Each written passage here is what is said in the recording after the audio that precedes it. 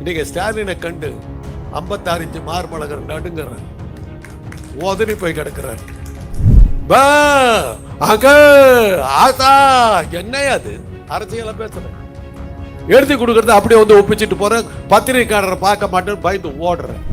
இனிமேல் சேலத்தில் வந்து மீட்டிங் போட போறாங்க, சேலத்து ஜனங்களை ஜாக்கிரதையா இருக்கு.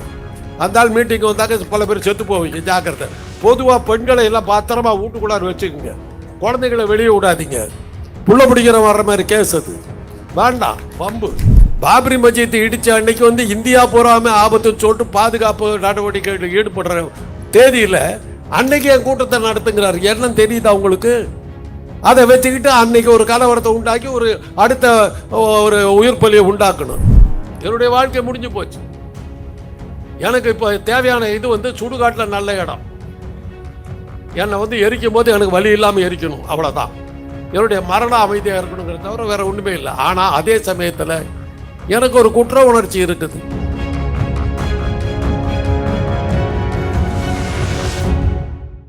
ரொம்ப பயமா இருக்கு. இப்படி என்ன பயங்கரமா தூக்கி மேல மேல மேல கொண்டு போய் விட்டீங்க, எப்படி விடுவேன்னே தெரியல. நடுங்குது, கை காலெல்லாம் ஆடுது, முழங்காலுக்கு நிற்கவே முடியல. ஆள் மாற்றி ஆள் என்னை தூக்கி விட்டீங்க. எதுக்காக? இந்திரகுமார் பேசுறதுக்கு அப்புறம் பேசணுமான்னு கூட எனக்கு யோசனை வந்துருச்சு.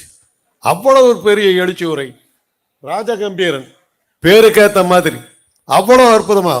அவர் பாய் ஜமால் பாய், யாரை நான் குறை சொல்றது?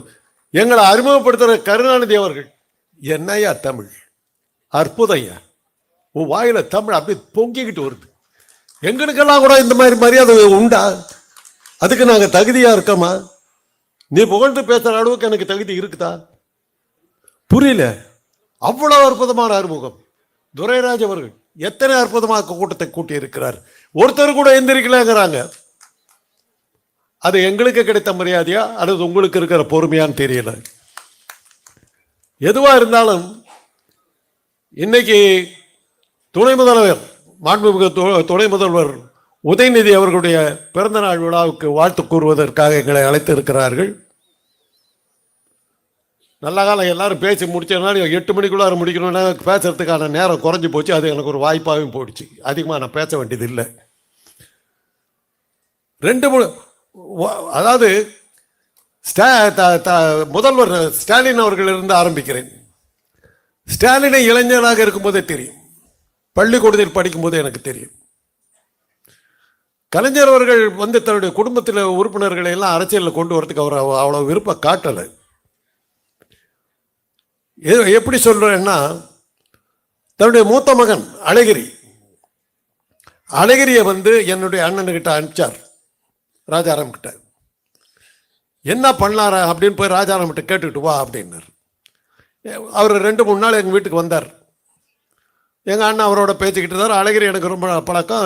நானும் அதெல்லாம் அடிச்சுக்கிட்டு இருக்கும்போது கடைசியாக என்ன முடிவாச்சு, அழகிரி வந்து ஏற்றுக்கொண்டது என்னன்னாக்கா, ராயப்பேட்டை சிண்டிகேட் வங்கியில் கேஷியராக அவரை சேர்த்துவது என்று முடிவெடுத்து. ராயப்பேட்டை சிண்டிகேட் வங்கியில் அவர் கேஷியராக 1 வருஷம் பணியாற்றினார். அந்த 1 வருஷமும் அவரால் அது பொறுமையாக இருக்க முடியல. அவர் அரசியலுக்கு வந்தார். அதே போல ஸ்டாலினை என்ன செய்யலாம் என்று என் அண்ணனிடம் அனுப்பிய போது, அப்போதுதான் இந்த இறால் வளர்ப்பு திட்டம் வந்துக்கிட்டு இருந்த நேரம். அந்த இறால் வளர்ப்பு திட்டத்தில் வந்து அதை இறக்கி விட்டு, அவரையும் தமிழரசு 2 பேர்த்தையும் இறக்கி விட்டு, எண்ணூர் துறைமுகத்துக்கு பக்கத்தில் இறால் பண்ணையை வச்சுக்கிட்டு அவங்க 2 பேரும் பணிபுரிஞ்சாங்க. அதுக்கப்புறம் பார்த்தாங்க, ஸ்டாலின் அவர்களை அரசியலுக்கு கொண்டு வந்ததற்கு முக்கிய காரணமாக நம்ம சொல்ல வேண்டியது யாருன்னாக்கா, இந்திரா காந்தி. எமர்ஜென்சி அறிவித்த போது அன்னைக்கு இருந்த அதிகாரிகள் தலைவர்களை கைது பண்ணாக்க அவங்க துணிச்சல் மிக்கவர்கள், அவங்க வந்து பயப்பட மாட்டாங்க. மாங்குயில் கூவிடும் பூஞ்சோலை எமை மாட்டை நினைத்திடும் சிறைச்சாலைன்னு பாரதிதாசன் பாட்டை பாடிட்டு அவங்க ஜெயிலுக்கு போய் ஜாலியாக இருந்துருவாங்க. அதனால் அவங்கள பண்ணாதீங்க. அவங்க பிள்ளைங்களையோ அவங்களுக்கு யார் பிடிச்சமா இருக்காங்களோ அவங்கள ஜெயிலில் போட்டு சித்திரவதை பண்ணாக்க தலைவன் கலங்கி அடிச்சுக்கிட்டு ஓடியாந்துருவான் அப்படின்ற ஒரு சித்திரவதைக்கு ஒரு புது விளக்கத்தை கொடுத்து, அந்த அடிப்படையில் கலைஞரை கைது செய்யாமல் ஸ்டாலின் அவர்களை கைது செய்து சிறையில் போட்டார்கள். ஸ்டாலின் சிறையில் என்ன அடிபட்டார் என்பதை அந்த நேரத்தில் சிறைச்சாலையில் டாக்டராக இருந்த நான் பார்த்தவன், கண்ணால் பார்த்தவன். ஓங்கி மூஞ்சல் ஒரு குத்து, இந்த பக்கம் அவருக்கு பழுதாயிடுச்சு. இன்னைக்கு அவர் அதில் அவஸ்தப்பட்டு இருக்கார். இன்னைக்கு அவருக்கு அந்த சைனஸ் ப்ராப்ளம் சரியாகலை. இங்கிலாந்துக்கெல்லாம் போய் வைத்தியம் பண்ணுறார். ஒரே குத்து, இந்த இடம் வீங்கிடுச்சு. ஆற்காடு வீராசாமி அடையாளம் தெரியாத அளவுக்கு அடிச்சு தூக்கி போட்டாங்க. சிட்டி பாபு செத்தே போயிட்டார். டிஆர் பாலு ஆஜானு பாகோட உடம்பு உதையில அவர் உடம்பெல்லாம் ரணகலம். நான் டாக்டராக இருந்து உள்ள சிறைச்சாலை மருத்துவமனையில் அவங்களுக்கெல்லாம் வைத்தியம் பண்ணேன். ஒரு நாள் கலைஞர் அன்று தலைமை கழகத்தினுடைய நிர்வாகியாக இருந்த தேவராஜனை அனுப்பிச்சார். தேவராஜன் வீட்டுக்கு வந்தார். என்னான்னு, கூடிய சீக்கிரம் உன்னை கைது பண்ணுறதா இருக்காங்க, பொட்டி படிக்கெல்லாம் ரெடி பண்ணிக்கான்னு. என்னன்னாக்கா, சிறைச்சாலையில் உட்காந்துக்கிட்டு சிறைச்சாலையில் இருக்கிற அந்த மிசா கைதிகளுக்கும் வெளி உலகத்துக்கும் தொடர்பு உள்ளவனாக நான் மாறிக்கொண்டு இருக்கிறேன் அப்படிங்கிற ஒரு தகவல் போய் இவனையும் சேர்த்து உள்ள தள்ளுன்ட்டாங்க. சொல்லி வச்ச மாதிரி ஒரு 10 நாளில் வந்தது. உன்னை ஏன் மிசாவில் கைது செய்து உள்ளே தள்ளக்கூடாது, 2 மாதத்தில் பதில் கொடுக்க வேண்டும்னு வந்தது. ஒரே மாதத்தில் எமர்ஜென்சி போச்சு. இந்திரா காந்தி பதவி விழுந்து வீட்டுக்கு போயிட்டாங்க. நான் வெளியில் தான் இருந்தேன். இதெல்லாம் ஒரு அனுபவங்கள். இதெல்லாம் எதுக்காக சொல்கிறோன்னா, வாரிசு அரசியல்ன்றாங்க. யாருக்கு வாரிசு அரசியல் இல்லை? சீனியர் புஷ் இருக்கார் அமெரிக்க ஜனாதிபதி, அதுக்கப்புறம் யாரா வரலாம், ஜூனியர் புஷ் வர்றாரு. அங்கே இல்லையா வாரிசு? வாரிசுன்றதுக்காகவே நான் தகுதி இழந்து போயிடல. தலைவர் கலைஞர் அவர்கள் சொன்னார், என் மகன் ஸ்டாலின் கட்சியில் தீவிரமாக செயல்படுகிறார், உங்களிடம் விட்டு விடுகிறேன், நீங்களாக பார்த்து அவரை தலைவனாக ஏற்றுக்கொள்ளுங்கள், அல்லது அவனை தொண்டனாக வைத்துக் கொள்ளுங்கள், அல்லது உதவி தள்ளுங்கள் என்றார். தேர்தலில் நின்றார், வெற்றி பெற்றார், அரசியலுக்கு வந்தார். யாரும் செய்ய ஒரு தலைவனுக்கான ஒரு மகனாக இருந்தும் கூட 1 வருஷம் காராகிரகத்தில் சிறையிலே அடைபட்டு கிடந்தார். கல்யாணம் ஆகி 2வது மாசம், திருமணம் முடிந்து 2வது மாசம் அவன் ஹனிமூனுக்கு சுவிட்சர்லாந்து போவான். இவர் ஜெயிலுக்கு போனார், சென்ட்ரல் ஜெயிலுக்கு போனார். 1 வருஷம் ஜெயிலிருந்து திரும்பி வந்த பிறகு பிறந்தவர் தான் உதயநிதி ஸ்டாலின். ஒரு தடலில் புடம் போட்டு எடுக்கப்பட்ட தங்கத்தினுடைய ஒரு தியாக சிகரத்தினுடைய மகனாக பிறந்தவர் உதயநிதி ஸ்டாலின். அந்த ரத்தம் அப்படியே, அந்த ஜீன்ஸ் அப்படியே, அந்த டிஎன்ஏ அப்படியே அவர்கிட்ட வந்திருக்கு. ஒரு கேள்வி கேட்குறாங்க பழனிசாமி அப்படியே வீரமா, மழை பெஞ்சிருக்குதே, சென்னையில் வெள்ளம் ஓடிட்டு இருக்குதே, என்ன பண்ண, ஒரு வெள்ளை அறிக்கை கொடு அப்படின்னாரு. ரொம்ப அமைதியா, ரோட்டில் போய் பாருங்க, தண்ணியே இல்லை, வெள்ளை அறிக்கை, அவ்வளோதான். போய் பாரு, அறிக்கை என்ன, போய் பாரு, ரோட்டில் தண்ணி கொடுத்த பாரு, அவ்வளோதான், முடிஞ்சு போச்சு. சனாதனத்தை வேரோட ஒளிப்பண்டான்னாரு. உத்தரப்பிரதேசத்துக்கு ஒரு சாமியார் நடுக்கிறான், ஏடா நம்ம பொழப்புல மண்ணை போட்டுருவான் போட்டிருக்கு, இந்த உன் தலையை வெட்டிக்கிட்டு வந்தாக்கா 5000 ரூபா கொடுக்குறான்றான், 5 லட்சம் ரூபா கொடுக்குறாங்கிறான். எங்க கன்னியாகுமரியில் அவர் பேசுனதுக்கு பதில் உத்தரப்பிரதேசத்தில் வருது. நடுங்க வச்சு விட்டார். அப்பதான் நாங்கள் நினைச்சோம், கலைஞர் எப்படி தன்னுடைய பிள்ளைகளில் 3 பேர், நான் பெண்ணை விட்டுட்டு 3 மகள்கள் இருந்தாலும் ஸ்டாலின் அவர்களை ஏன் தேர்ந்தெடுத்தார் என்பதற்கு அவர் நிரூபித்து காட்டினார். பதவி கிடைக்கிறது பெருசு இல்லைங்க, கொடுத்த பதவி வைத்துக் கொண்டு உருப்படியாக வேலை செய்தீர்களா என்பதுதான் முக்கியம். இன்னைக்கு ஸ்டாலினை கண்டு 56 இன்ச்சு மார்பழகர் நடுங்கிறார், உதறி போய் கிடக்கிறார். அங்க போய் பேசுறார் பீகார்ல, திமுக பீகார்காரன் ஒழிச்சு கட்டி துன்புறுத்துறாங்கிறார். அப்பதான் எங்களுக்கு சிரிப்பு வந்தது. தமிழை உதைச்சா கூட பரவாயில்லன்னு சொல்லி பீகார்காரன் தமிழ்நாட்டுக்கு வந்திருக்கான். அந்த அளவுக்கு கொடுங்கோல் ஆட்சியை பீகாரில் நடத்திக்கிட்டு இருக்கிற நீ அங்கே ஜெயிச்சு காட்டுற. எப்படி ஜெயிச்சு காட்டின? உனக்கு மாத்திரம் ஞானேஷ்குமார் இல்லைன்னா உன் கதி என்ன ஆகும்? இன்னைக்கு உங்களுடைய பொறுப்புகள் மிக அதிகம். எஸ்ஐஆரில் நீங்கள்லாம் வேலை செஞ்சதா சொல்கிறாங்க, பத்தாது. இன்னைக்கு எங்கள் வீட்டுக்கு ஒரு பெண் வந்தாங்க எஸ்ஐஆர் இது பண்ணுறதுக்கு. ஏமா நான் வீடு மாற்றி வந்துட்டேன், நான் எனக்கு எப்படி இது அங்கே தான் சார் நீங்கள் போய் கேட்கணும். அப்படி இல்லைன்னா இதுக்கு முன்னாடி நீங்கள் எங்கே ஓட்டு போட்டிங்களோ அந்த இடத்துக்கு அந்த வாக்குச்சாவடிக்கு போனீங்கன்னாக்கா உங்க பேர் அதில் சேர்த்துக்குவாங்க. நான் போகணும் இந்த வயசுல. இப்படி எத்தனை பேர்த்துக்கு வாக்குரிமையை அடிபட்டு போகுதுன்னு தெரியல. இன்னைக்கு ஒரு போராட்டம் ஒன்று நடக்குது. இளைஞர்களே, நீங்கள் கவனமாக பார்த்து கொள்ளுங்கள். நாம் வெற்றி அடைந்து விடுவோம் என்று சொல்வதற்கு அர்த்தமே இல்லை. இன்னைக்கு போராட்டம் நடப்பது தேர்தல் ஆணையத்துக்கும் மக்களுக்கும் மத்தியில். ஓட்டு போட வந்தாதானே நீ தோக்கடிப்ப. வாக்குரிமை உனக்கு இல்லைன்னு பட்டா நீ என்ன பண்ணுவ? காந்தராஜ் இருக்கான், பாஜக எழுத்து ஓட்டு போடுவான், அவனுக்கு ஓட்டே கிடையாது. அப்புறம் எப்படி ஜெயிக்க முடியும்? எப்படி? எந்த இதை வச்சு நீ என்ன உழைச்சாலும் என்ன பிரயோஜனம்? வாக்குரிமை சீட்டில் உன் பேரே இல்லையே, எப்படி ஓட்டு போடுவேன்? இதையெல்லாம் வெல்வதற்கான முயற்சிகளை நம்ம எடுக்க வேண்டிய கட்டாயத்தில் இருக்கிறோம். கூட்டங்கள் சேர்த்துவதாலோ, பேசுவதாலோ, கருத்துக்களை பரப்புவதாலோ, செய்த சேவைகளை பற்றி சொல்வதாலோ எந்த பிரயோஜனமும் இல்லை. வாக்காளர் பட்டியலில் என் பெயர் இல்லை என்றால் நம்மளால் ஆட்சிக்கு வர முடியாது. இதை நீங்கள் மனதில் வைத்துக் கொள்ள வேண்டும். அதற்கான வேலைகளை உதயநிதி ஸ்டாலின் அவர்கள் செய்து கொண்டிருக்கிறார்கள். பல கேள்விகளுக்கு அவருடைய கொடுக்குற அழகா இந்திரகுமார் சொன்னார். அதுக்கு தானே எங்களை தேர்ந்தெடுத்துக்கிறாங்க. முடிஞ்சு போச்சு, அவ்வளோதான். ஒரே லைன், திருக்குறள் மாதிரி ஒரே அடி. இதுக்கு தான் என்னை தேர்ந்தெடுத்துக்கிறாங்க. வாயடிச்சு போய் நின்ட்டாங்க. ஒருத்தர் கேட்டார், என்னை கண்டா அவர் பயந்து ஓடி போயிட்டாருனாரு. யோ, என்னையா உளர்ற? நீ இன்னும் கவுன்சிலராக கூட ஆகல, ஒரு பஞ்சாயத்து போர்டு மெம்பராக கூட ஆகல, ஒரு பஞ்சாயத்தில் ஒரு சின்ன இதாக கூட இல்லை, ஒரு எலெக்ஷனை நீ பார்க்கல. உன்னோட கூடிக்கிட்டு இருக்கிற ஜால்ரா அடிக்கிற பசங்களாம் வச்சுட்டு பொதுக்குழு உன் கட்சிக்குள்ளார நிர்வாகிகளை தேர்தல் நடத்தலையா? நீ வந்து பேசுற.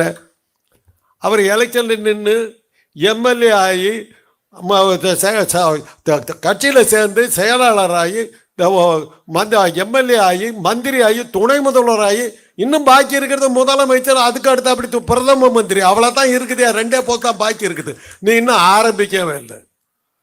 ஒரு படத்தில் ரஜினிகாந்த் சொல்லுவார், ஒரு குள்ள வந்து அவரை மிரட்டுவான், முளைச்சி 3 முளை இலை விடல, நீ என்னடா என்கிட்ட பேசுறேன்னு. ரஜினி சொல்லுவார், டே நான் முளைச்சி 3 இலை தான் விடல, நீ முளைக்கவே இல்லையாடா. அதுதான் பதில். உதயநிதி பிரமாதமாக சென்று கொண்டிருக்கிறார். எல்லாம் இதுக்கு முன்னாடி நடந்த இந்த கூட்டத்தில் நான் அதான் சொன்னேன். அற்புதமான வாரிசுகளை இப்போ உருவாக்கி இருக்கிறீர்கள். சோட போகாது. யாருடைய வாரிசுகள்? கலைஞரியா? அவரை பார்த்து வந்தவனுங்க நாங்கள். அது கம்பன் வீட்டு கட்டு தெரியும் கவி பாடுன்னு சொல்லுவாங்க. அது மாதிரி கலைஞர் வீட்டுக்கிட்ட பக்கத்தில் நின்று இருந்தால் கூட தமிழ் முழங்கும், வீரம் பொங்கும், எழுச்சம் நிற்கும், போராடுவோம், வலுவான வீரர்களாக நிற்போம். எங்களுக்கே இருக்குதுன்னா அவருடைய வாரிசா வந்திருக்கிற நீ எவ்வளவு உயர்ந்த இடத்துல இருக்கிற. உன்னை நம்பி நாங்கள் நிற்கிறோம், உன்னை நாங்கள் ஏற்றுக்கொள்ளுகிறோம். வயதிலே நீ சிறியவன், ஆற்றலிலே நீ பெரியவன், திறமையிலே நீ நிரூபித்து காட்டியிருக்கிறாய். உன் தலைமையை ஏற்க நாங்கள் தயாராக இருக்கிறோம். வாருங்கள், எங்களை வழிநடத்தி செல்லுங்கள். முதியவன் என்பதற்காக தடியை ஊனிக்கொண்டால் உன் பின்னால் நான் வருவேன். உங்களால் முடியும். எத்தனையோ லட்சியங்கள், எத்தனையோ விஷயங்கள். விடியலுக்கு அந்த அம்மா சொன்னாங்க, இந்த பஸ்ஸில் போறேன்னாங்க. தினசரி பார்க்குறேன். இதுக்கு முன்னாடி தான் சொன்னேன், ஆண்களுக்கு பஸ் விடுங்க, என்ன மாதிரி கணவனுங்களுக்கெல்லாம் பஸ் விடுங்க. மேடையில் இருப்பவர்களை சொல்கிற, அமைச்சர் போயிட்டாரு, மேயர் அவர்கள் துணை மேயர் உட்காந்துருக்கிறாரு, அவங்களுக்கெல்லாம் சொல்கிறேன், பல திட்டங்களை சொல்லியிருக்கிறீங்க, எங்களுக்கு இன்னும் புரியலை. உதாரணத்துக்கு நான் அவர் கருணாநிதி கிட்ட கேட்டேன், சார் இந்த வீடு தேடி மருத்துவம்னு சொல்கிறீங்களா, அது எப்படி சார் வாங்கிறது தெரியல. இது மாதிரி பல விஷயங்கள் மக்களிடம் சரியாக போய் சேரலை.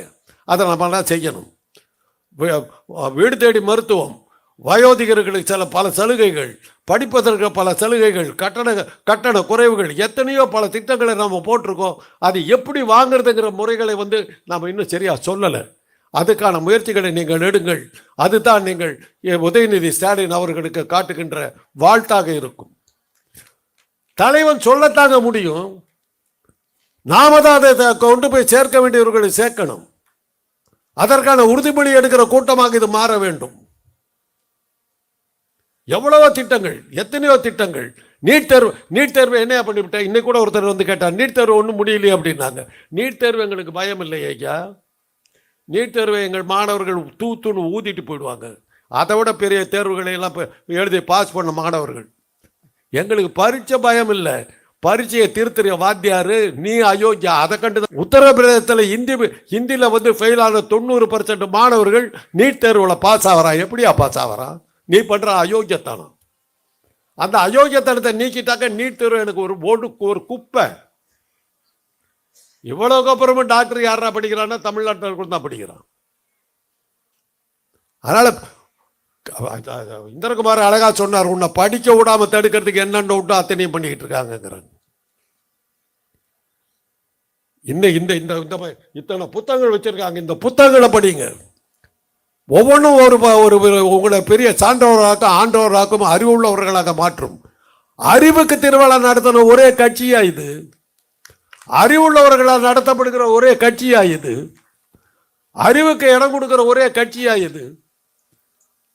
இதை பார்த்து என்ன அவதூறு பேசுறதுக்காக நடத்துன்னு ஒரு ஆள் சொன்னார். இந்த மேடையை நான் வந்து அவருக்கு புகழ் பாடுறதுக்கு, அவரை பற்றி பேச்சு விளம்பரம் கொடுக்க நான் விரும்பலை. அவர் ஒரு அரியா சிறுவன், பாவம், மாட்டிக்கிட்டு முழிக்கிறார். எழுதி கொடுக்கறத படிக்கிறாரு.